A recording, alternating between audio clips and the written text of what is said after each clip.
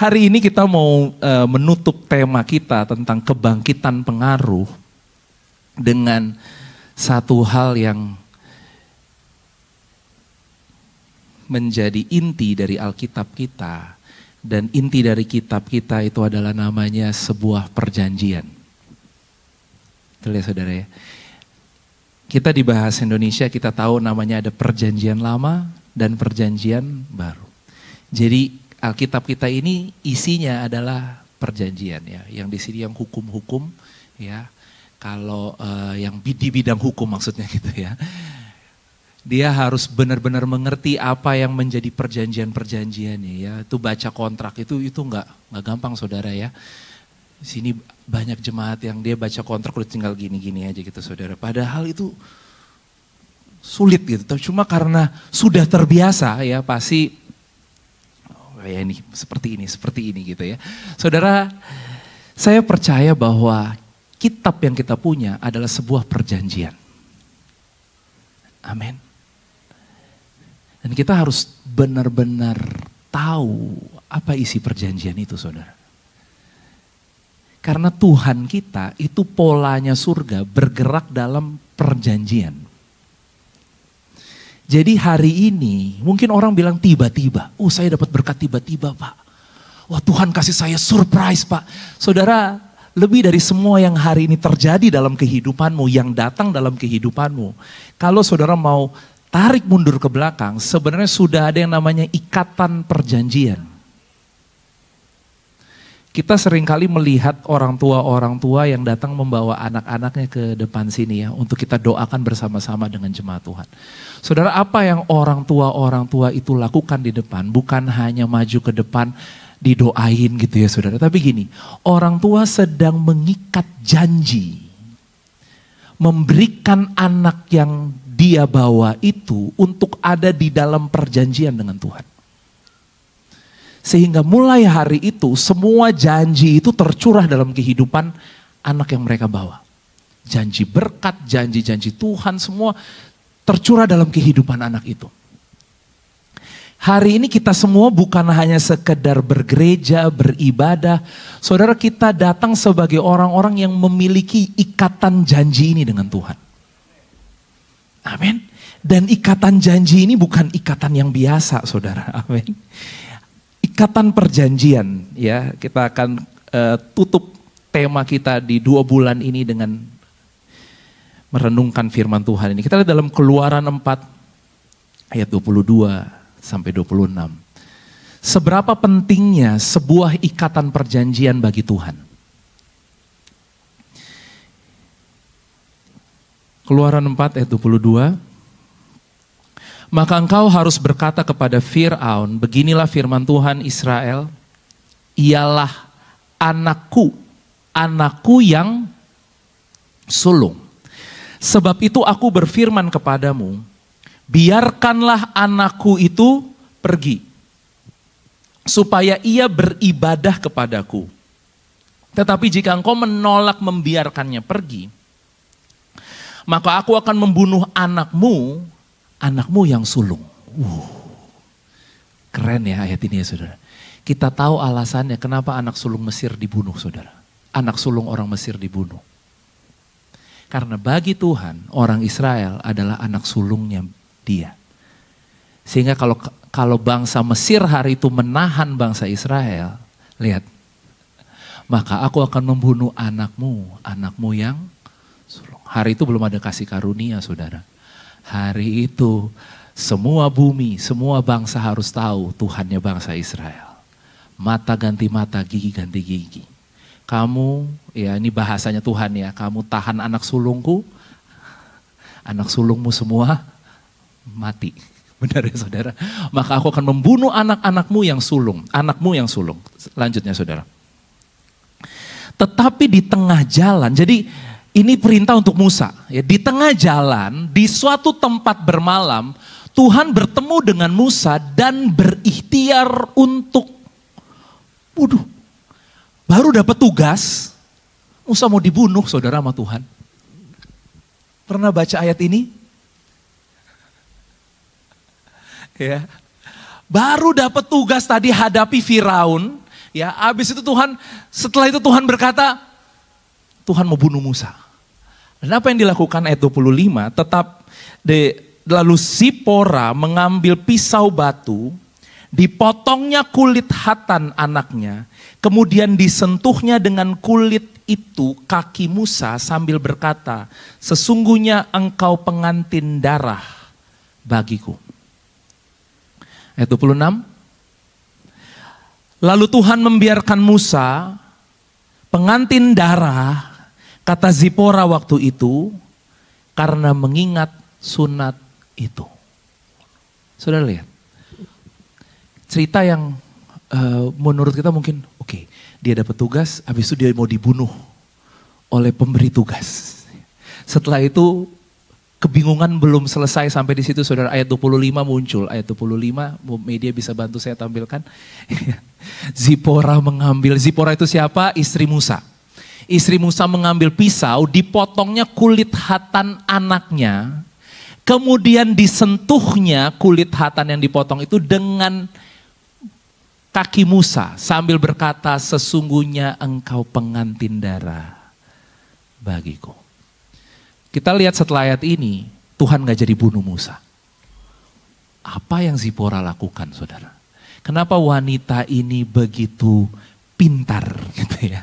Wanita ini begitu berhikmat. Saudara, Zipora adalah anak dari seorang imam, saudara. Ya. Zipora ini orang Yahudi. Dia tahu bahwa orang Yahudi itu punya ikatan perjanjian dengan Tuhan. Sedangkan Musa ini kan memang dia orang Yahudi, tapi dia besar di Mesir. 40 tahun pertama kehidupan Musa itu ada di Mesir. Artinya semua yang terbangun di pikiran Musa, cara berpikir Musa, semuanya itu Mesir situ, saudara. Jadi Musa tidak pernah tahu tentang bahasa zaman sekarang adalah sunat-sunatan. Dia nggak pernah tahu itu. Kita lihat bahkan ketika di zaman perjanjian baru juga, sunat menjadi hal yang sangat sepertinya masalah besar bagi orang-orang Israel. Makanya terjadilah perpecahan hari itu, kita tahu antara Paulus dan Petrus. Kenapa perpecahan? Wah, itu kan pendeta. Ternyata bukan zaman sekarang aja ya saudara ya, pendeta suka gesek-gesekan gitu ya saudara. Dari zaman dulu. Kenapa? Karena Petrus itu lebih kepada orang-orang yang bersunat.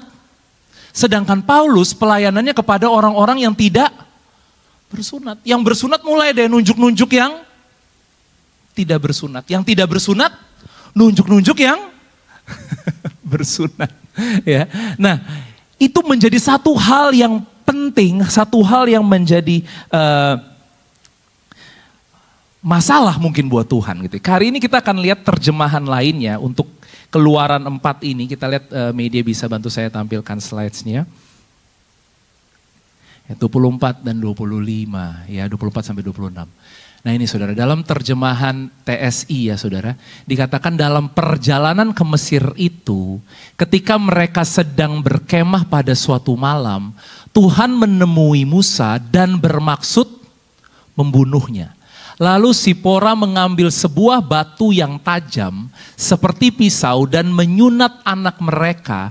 Kemudian dia menyentuh kaki Musa dengan kulit Hatan itu sambil berkata, suamiku, ini lebih jelas ya saudara ya. Tadi kan cuma dikatakan pengantin darah gitu ya.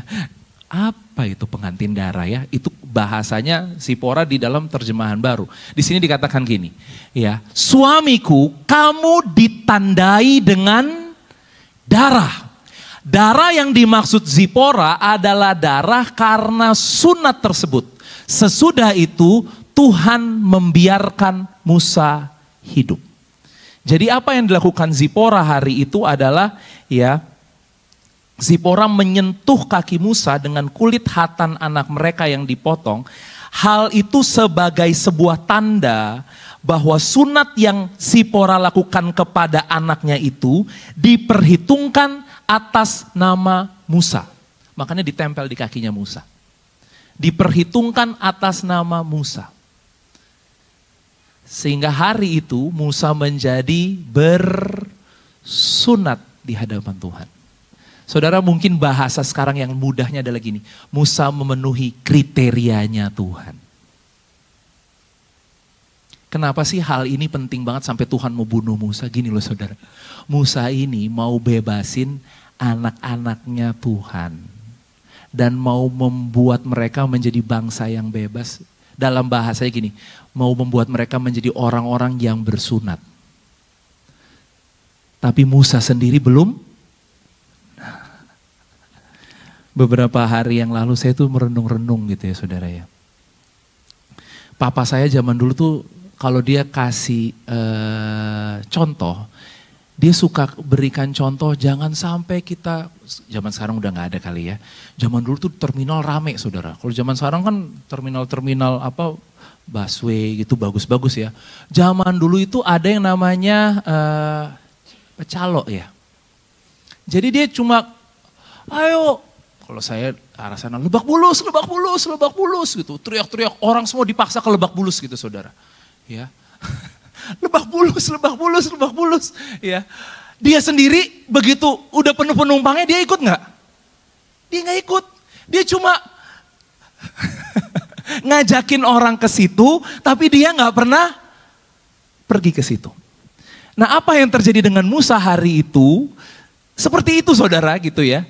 Dia mau menyunatkan bangsa yang besar, jutaan loh bangsa Israel loh saudara.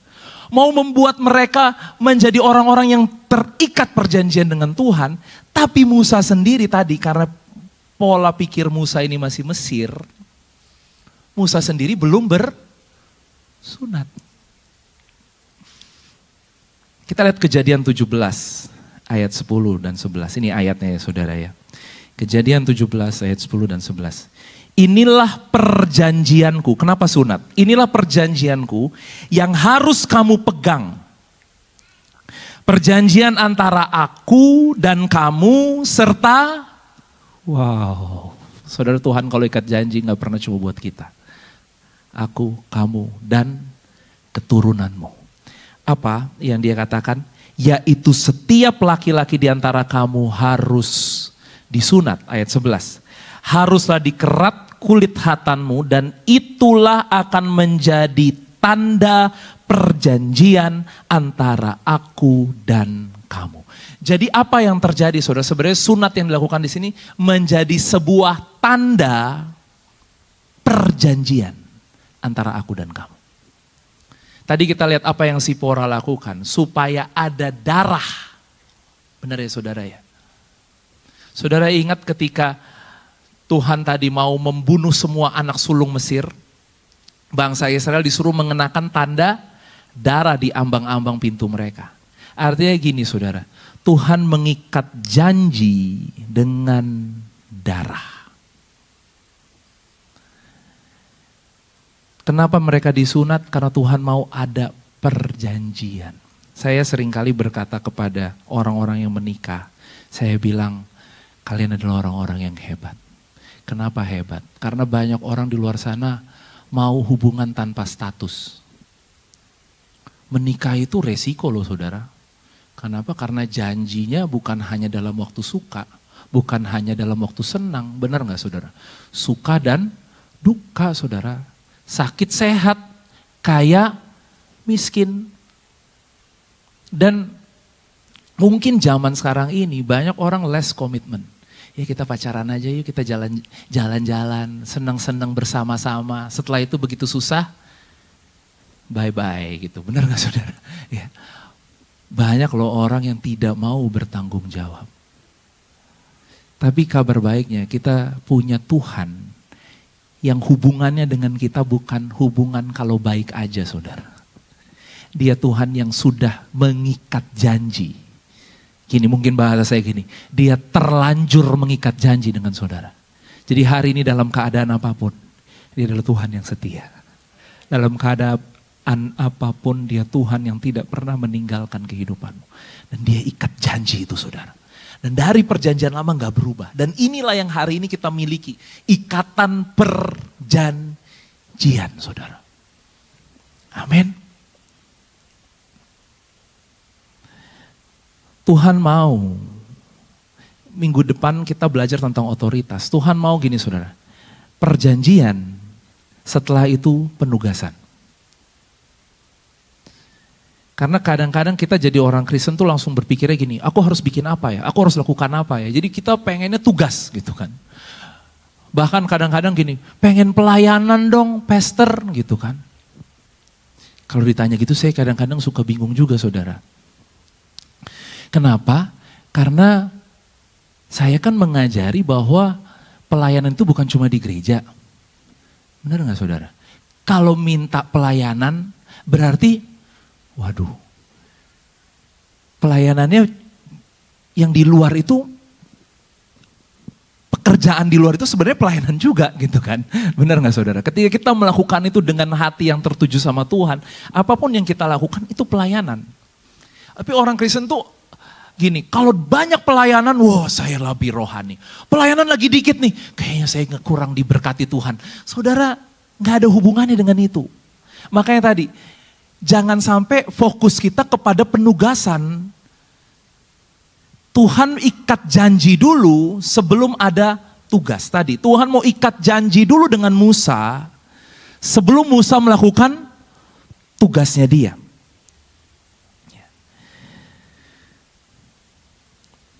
Kabar baiknya bagi saudara dan saya hari ini, ya, kita telah memiliki perjanjian itu.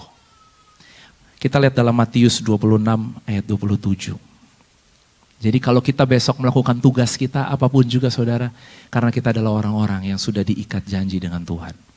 Matius 26 ayat 27.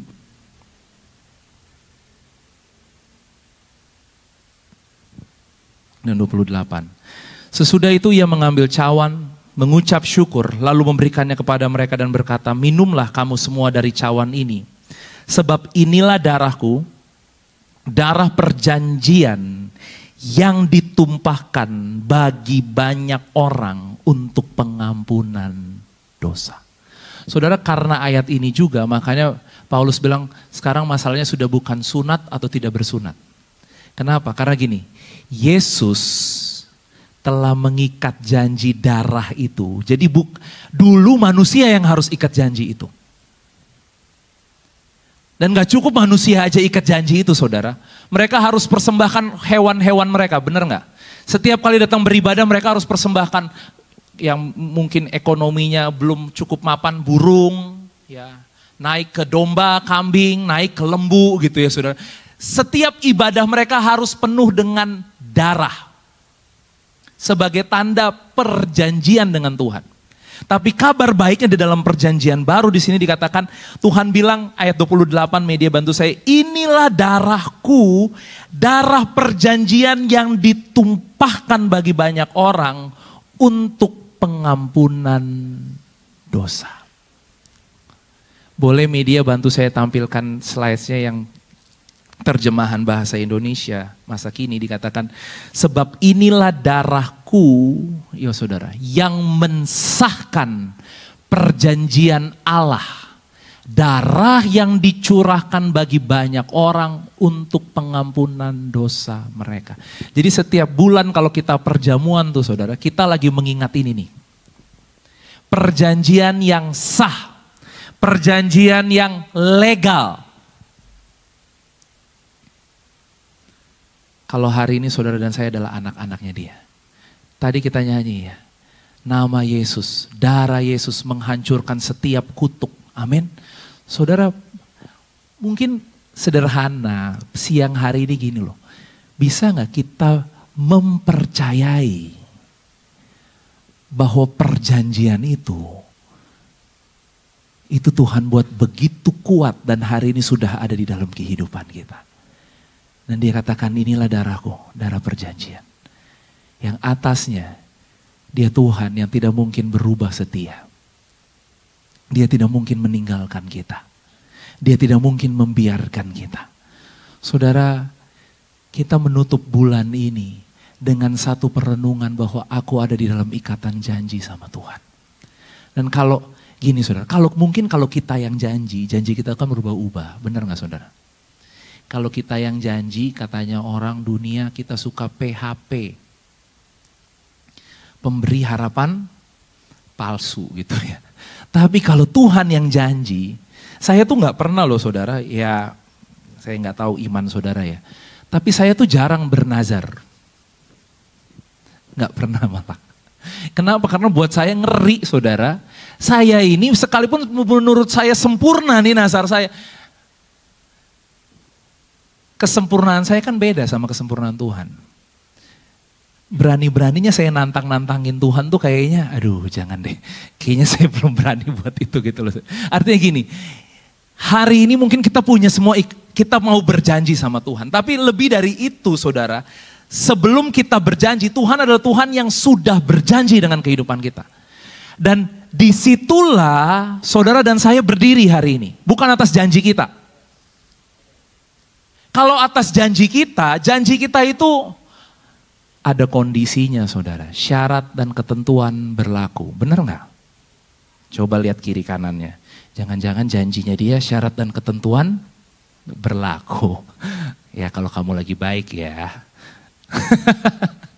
Kalau nggak baik ya syarat dan ketentuan berlaku. Itu janji manusia saudara. Janji Tuhan nggak seperti itu.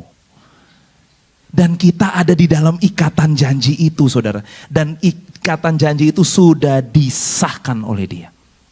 Kita lihat Kolose 2. Kolose 2 ayat 11 dan 12. Nah sunat hari ini ya. Kalau gitu apa artinya? Karena Tuhan mau ikat perjanjian dengan kita ya.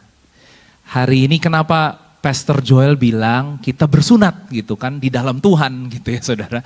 Karena ini. Dalam dia, dalam Yesus, kamu telah disunat. Bukan dengan sunat yang dilakukan oleh manusia. Tetapi dengan sunat Kristus yang terdiri dari penanggalan akan tubuh yang berdosa. Dosa telah dilucuti saudara, kehilangan kuasanya. Dikatakan hai maut, di mana sengatmu? Amin. Ayat 12.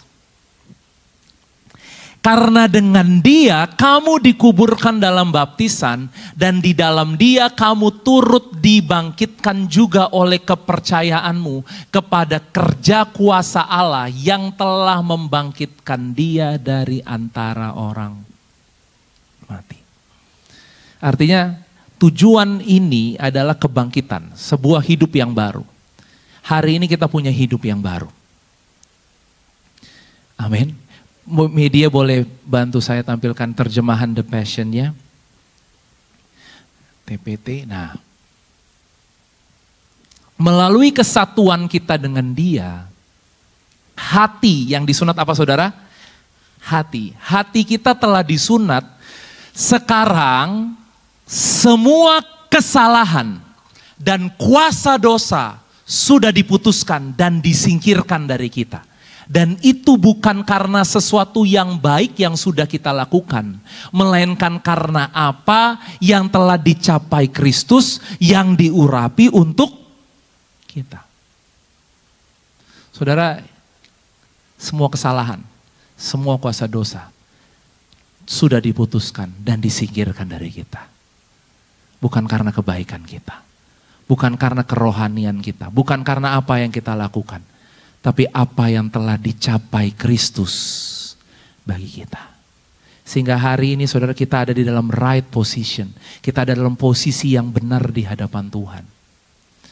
Posisi apa saudara? Di mana kesalahan dan kuasa dosa tidak lagi mengikat kehidupan kita. Makanya tadi kan dikatakan, kita katakan terputus buat setiap ikatan-ikatan. Amin. Speak the name of Jesus. Saudara, mungkin saya akan tutup dengan ini ya. Perjanjian membuat kita ada di dalam posisi, dan kebanyakan posisi itu menguntungkan kita pastinya gitu ya saudara. Posisi yang tepat, posisi yang layak untuk menerima semua yang janji-janji Tuhan sudah sediakan bagi kehidupan saudara dan saya. Kita ada di dalam posisi tadi di mana semua kutuk dosa dan kesalahan tidak lagi mengikat kehidupan kita. Siapa yang di sini pernah merasa bersalah? Pernah merasa tertuduh? Pernah merasa jangan-jangan? Ada hal-hal yang gak baik dalam hidupmu dan engkau berkata gini, jangan-jangan ini kutuk keturunan. Jangan-jangan gitu ya. Banyak gak? Jangan-jangan. Saudara, kebenarannya hari ini, saudara dan saya kita sedang berdiri di posisi yang sudah tadi disunat oleh Kristus. Ada perjanjian darah yang Tuhan ikat hari ini dengan kita. Tuhan cuma mau hari ini kita berdiri teguh di posisi ini dan tidak mau digoyangkan. Karena gini saudara, keadaan di sekeliling kita, dunia di sekeliling kita akan terus melepaskan yang namanya kebohongan di sini. Berkata yang sederhana aja, berkata gini, kamu gak layak, kamu gak bisa, udahlah gak usah percaya yang muluk-muluk. Udahlah gak usah berharap yang besar-besar. Kamu memang diciptakan ya untuk yang biasa-biasa saja gitu. Dan seringkali kita mempercayai hal itu saudara. Kenapa Tuhan mau kita mengingat kembali akan ikatan perjanjian yang Dia buat dengan kita hari ini. Kita bukan hanya sekedar hari ini, bukan hanya sekedar church member. Bukan hanya sekedar orang Kristen yang datang ke gereja hari Minggu. Tapi kita adalah orang-orang yang ada di bawah ikatan perjanjian tadi. Dan disahkannya bukan dengan perbuatan manusia loh saudara. Disahkannya dengan darah yang tidak ada cacat, tidak ada celah. Sehingga seharusnya hari ini saudara dan saya kita berdiri teguh. Dan tidak mau digoncangkan dari posisi kita di hadapan Tuhan. Paling tidak, setelah ini kalau saudara berdoa dengan iman. Jangan berdoa gini, ya mudah-mudahan Tuhan jawab doa saya. Doa kayak pengemis gitu saudara. Sambil nangis-nangis, Tuhan tolong aku, tolong. Saudara hari ini kita harus berdoa dengan otoritas. Berdoa karena kita tahu posisi kita sebagai orang-orang benar. Suara-suara kebohongan itu akan ada, akan terus bilang kepada kehidupan kita, ya doamu nyampe di plafon. Plafon mentok balik lagi gitu kan. Kapan sampai surganya gitu ya. Saudara suara-suara kayak gitu tuh banyak saudara. Tapi hari ini jangan mau dibohongi oleh suara-suara yang terkadang ada dalam pikiran kita sendiri. Mulailah berdiri teguh. Bahwa kita tahu Tuhan mengikat janji dengan kita. Ini dasar kita bisa memberi pengaruh saudara. Karena kalau kita tidak dipengaruhi dengan ini, kita sulit memberi pengaruh. Media boleh tampilkan slide terakhir saya. Saudara, hal yang menarik dari tema ini yang saya belajar sendiri juga gitu ya. Karena ada di tema ini adalah orang yang mau memberi pengaruh adalah orang yang terlebih dahulu harus dipengaruhi. Benar ya? Dan ini, biarlah karya Kristus begitu mempengaruhi kita. Karya salibnya, kasihnya Dia, pengorbanannya Dia yang luar biasa. Saudara begitu mempengaruhi kita sebelum kita menjadi pemberi pengaruh. Sama seperti Musa hari itu. Musa, kamu harus disunat dulu. Sebelum apa? Sebelum kamu membawa bangsa Israel dari budak jadi orang-orang yang bersunat. Saudara hari itu mereka diikat perjanjian di mana di padang gurun saudara. Bangsa Israel mengerti tentang hal itu, mungkin buat saya mereka tidak mengerti hal itu. Pokoknya hari itu mereka hanya harus percaya dan melakukan. Kenapa mereka tidak mengerti? Karena akhirnya 38 tahun generasi terdahulu yang ada keluar dari Mesir itu semua mati di padang gurun saudara. Satu, karena mereka tidak mengerti juga arti perjanjian yang Tuhan berikan buat mereka. Saya berdoa, kita mengerti arti perjanjian yang Tuhan berikan buat kita. Bukan hanya sekedar saya orang Kristen, saya diberkati Tuhan. Kalau saya punya kebutuhan, Tuhan sediakan kebutuhan saya. Saudara, bukan cuma itu saudara. Kerajaan Allah bukan tentang makan dan minum.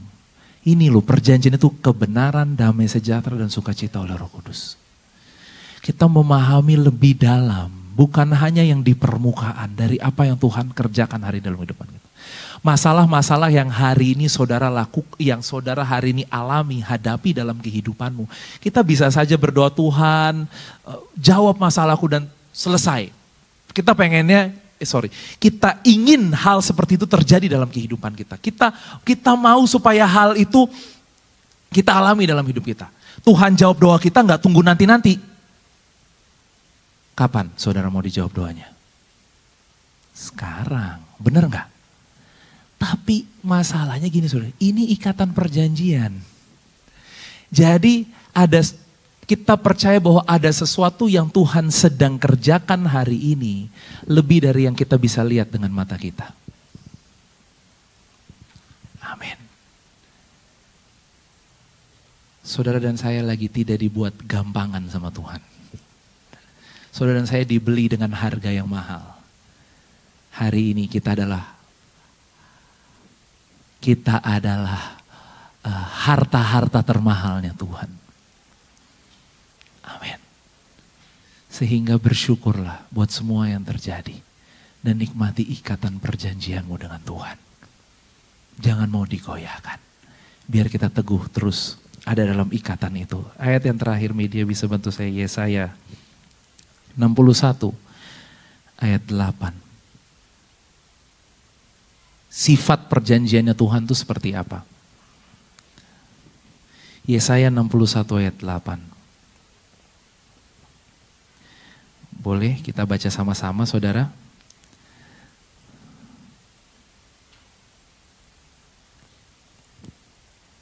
Oke. 1, 2, 3. Sebab aku Tuhan mencintai hukum dan membenci perampasan dan kecurangan. Aku akan memberi upahmu dengan tepat dan akan mengikat perjanjian apa saudara? Abadi dengan kamu. Ini kerinduan Tuhan. Tuhan mau mengikat bukan perjanjian sementara saudara. Perjanjian abadi. Saudara bersyukur hari ini dalam perjanjian abadi. Amin. Sehingga kita bisa nyanyikan. All my life you have been faithful. All my life you have been so good.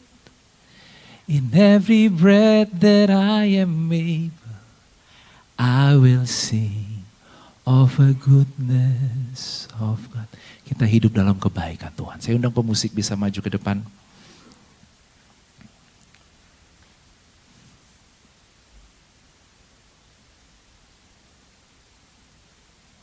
Wow. Galatia 5 ayat 1. Wow. Galatia 5 ayat 1.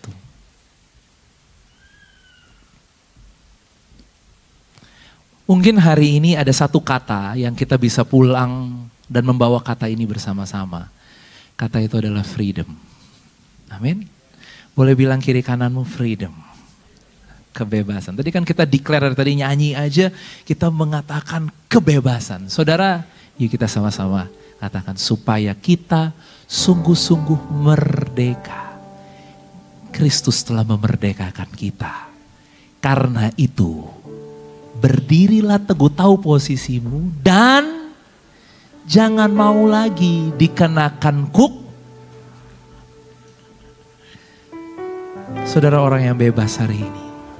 Kenapa? Kita sudah disunat hati kita dengan darah Yesus. Darah yang tercurah hari ini menjadi ikatan perjanjian yang abadi. Sehingga hari ini berdiri teguh. Jangan mau lagi dikenakan kuk perhambaan. Jangan mau dibohongin lagi ya saudara ya.